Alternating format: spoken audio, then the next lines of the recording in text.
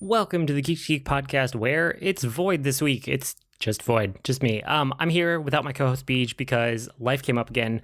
It's been a crazy year in general, but I think everybody's feeling that. So today I'm just gonna have a quick solo topic, and then BJ should be back next week, back to normal. But we have this unbroken streak of getting things in the feed every week, and it's going to break at some point, but it's like we're so close to having 5 seasons without a week off that we're really pushing for that. So anyway, you just get a little mini geekery from me this week. I want to talk about trying things and like how that ties into Weekly Geekery. And what I kind of pulled together here is almost a look at like my Weekly Geekery cutting room floor, because this season, and you know, a little bit of this was last season too, but really this season, I've tried to shift more to only talking about things in Weekly Geekery that I thought were really interesting or that I like really enjoyed in one way or another, because sometimes something isn't good, but if it's interesting enough, it's worth a conversation. And then if it's not that, then something has to be like good to great for me to want to talk about it, because, you know, in past seasons, there have been so many times where I was just trying things and it was like things were okay or they were fine, but not fantastic. And those aren't as fun to talk about. So I think that's something I've learned over time. And part of this was also trying to just cut down on some of the longer geekery that we would have in episodes, because we wanted to shorten our episodes up a little bit to be closer to 45 minutes when it's the two of us, instead of, you know, we were pretty regularly running like an hour 10, an hour and a half, sometimes more than that. And that was just starting to feel a little bit long as responsibilities pick up and life picks up and all of those things that keep happening as time moves forward. So all of that went towards the idea that like geekery didn't have to be so in-depth and we didn't have to talk about absolutely everything that we were doing. And so it's interesting because I'm still trying things at the rapid pace that I used to.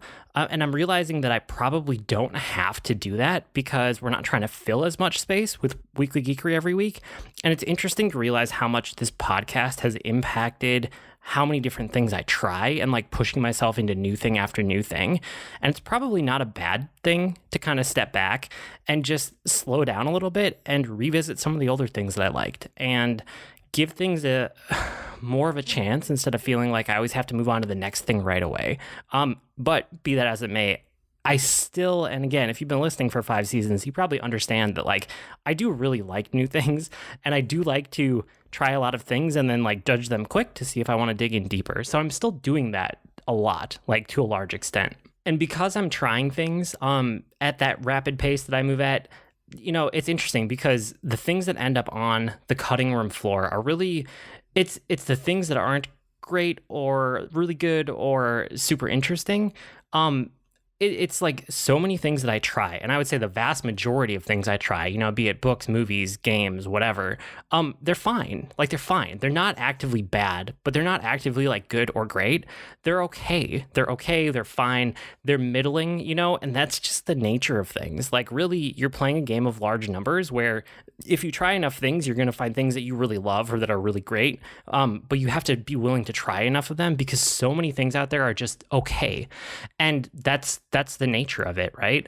So if I look at a bunch of the things that have made it on the cutting room floor or like didn't make it into the show, right? These are things that like I did over the last few months, or really most of the things in here are the last month or so that I haven't talked about in Geekery because they were fine. You know, they're fine. They're okay, but they're not fantastic.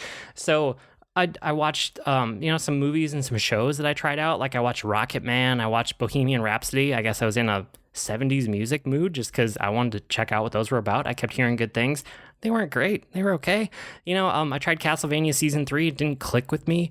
I've tried a lot of like books and audiobooks. I know I've talked about the fact that I'm doing a lot more book like reading or book listening this year.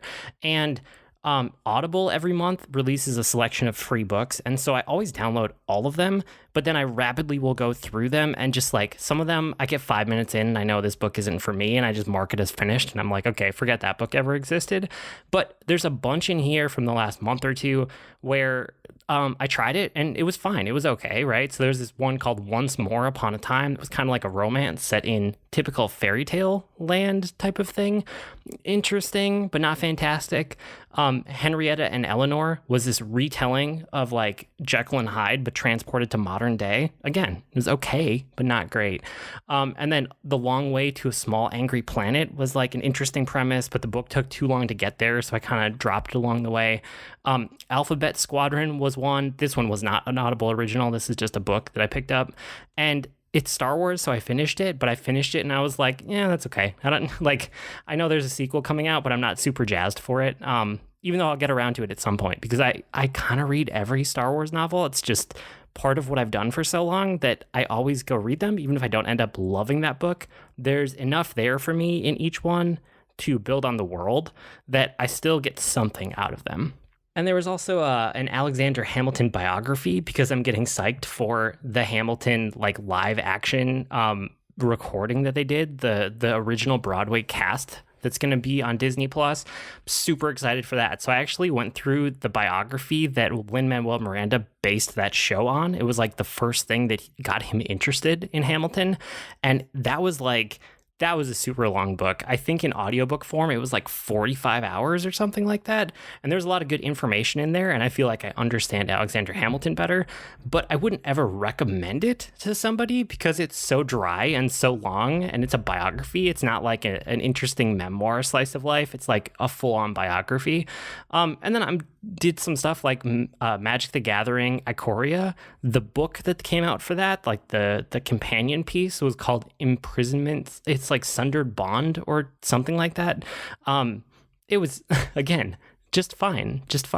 And then I tried a bunch of demos that came out on the Steam Summer Sale, not to mention all the like countless iOS games that I'm always rotating through my phone. I probably download somewhere between 2 and 5 iOS games every week, try the majority of them for less than 5 minutes and delete them.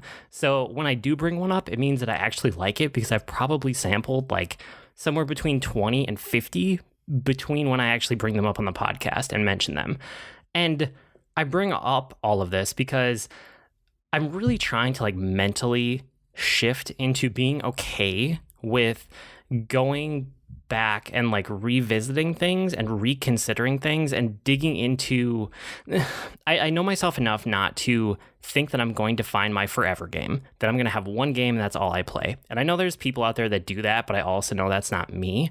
But that doesn't mean that I can't get enjoyment out of games that I've liked or series that I've liked.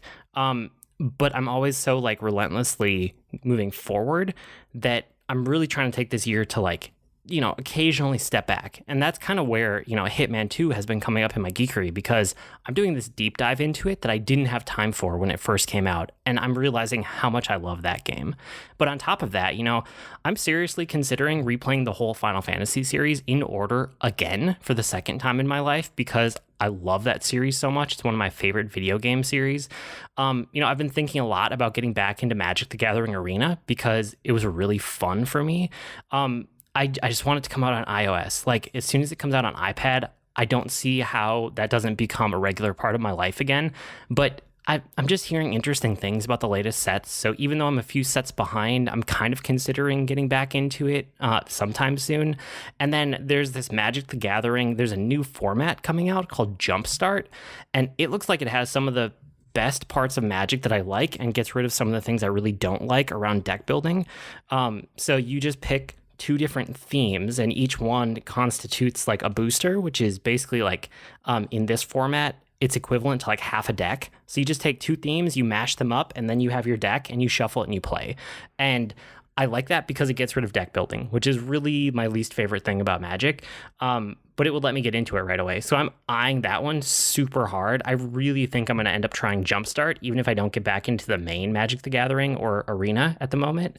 And then another thing that I'm kind of looking back on and realizing that it's probably one of my favorite series, and I don't know why I haven't connected the dots on that before, but I really like the Assassin's Creed games. And that's not revolutionary for me because I knew that I liked them, but then I started thinking about the fact that I've actually played basically every mainline Assassin's Creed game, and I didn't realize it because I was just playing them as they came out, and I've been playing since the very first game. And I loved every game so much in the year that it was released. And now I'm kind of thinking back, like, this series has been running for a long time. What if it's time to go back and revisit it and see if some of those early games that I loved at the time, do those hold up 10 years later? Like, games are evolving and changing all the time, and I don't know if they do, but I would be so interested to find out. And part of that also comes from the fact that, like, I'm super excited for Assassin's Creed Valhalla, which is coming out this November. So anything that I do between now and November that's Assassin's Creed adjacent would probably just get me more hyped for it, which is not a bad thing. You know, getting excited for a game coming out, that's always just a fun experience to have, to like let yourself get excited for something, even if you kind of know what it is already and know what to expect. And then, of course, the reason that I try so many things and I'm always moving forward and like sampling such a wide variety of new experiences, right, is because when you try enough things, you end up finding gems.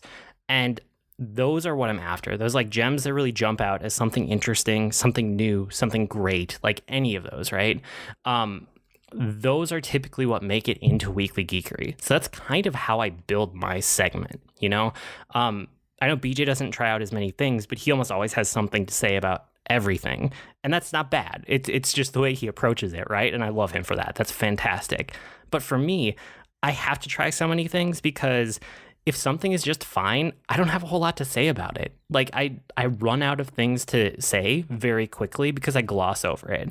Like I need to be prompted or I need something to inspire me to have a conversation about it. So one of the things in the last week, and I'll hold on to most of my geekery for when BJ's back, because again, it's more fun to have a conversation. But just talking about all of the audiobooks that I was trying, one of the ones I picked up was called Assassin's Creed Gold, right? And again, this ties back into the fact that I kind of want to go back and explore more of the Assassin's Creed series. I didn't realize that it had like novels and comics and stuff, so this was a new thing for me. But Assassin's Creed Gold is an audiobook in the Assassin's Creed universe. And the way they structured it was as a full audiobook production that was made for Audible first. So it's really meant to be like a radio drama instead of a book. And I'm realizing that I like those like full cast production with sound design and really high production values. I like that in like an Audible format. And what they did was they took that concept and they made it like in the Assassin's Creed universe where you go into the Animus, you know, and you can go back through your ancestral DNA. That's kind of the core premise of the series. And you can go back into the lives of your ancestors. So the main character in this audiobook, she goes back into the life of one of her ancestors, and that ancestor was blind. And so that is one of the ways that they tied into the audiobook format so well, because obviously you don't have video with it, right? It's just in your ears. You're just listening to it. So you get to experience things from his perspective. And because that character is blind, you just hear the things around him and it works so well. Like that's such a smart premise to do. And that's the kind of thing, right? That's the kind of gem I'm looking for. Like all of the things I talked about above is probably a month worth of things that I kind of like discarded or didn't have a lot to say about. And then I find something like this, like Assassin's Creed Gold. And it's like, oh, this is super cool. Like I'm glad that I kept trying things so I could find things like this. And then one of my favorite things, just to kind of like wrap up the thought here of this mini episode, is that in doing this, the end of the year lists that we make are so solid and so full of good things because I've tried so many different things throughout the year that it's amazing to look back and be like, oh yeah, look at all of these things that jumped out. Like that's an amazing year worth of things that I experienced or content or books I read or movies I watched or games I played. So yeah, that's kind of why I do it and kind of my approach to Weekly Geekery. I think I'll call that an episode. I didn't know where I was going with that at the start, but I think that was enough of a coherent thought to be the Geek to Geek podcast for this week. So don't forget, we are part of a network. We have podcasts, we have streamers, we have the Geekery blog, all that and more at geektogeekmedia.com. And you can write to us comments, suggestions, or feedback. The email address is geektogeekcast@gmail.com or reach us on Twitter at geektogeekcast. We have discussions on Slack, Discord, Reddit. You can go to geektogeekmedia.com for invite links to get to all those places. I am at agreenmushroom.com, and you can find me at grnmushroom. That's green mushroom without the E's on Twitter. And I'm also on the Disney Forever podcast where we watch and react to a different Disney movie every week. Hopefully BJ will be back next week. He should be. He just had life come up because that happens. So that'll do it for this week. See you next week, geeks.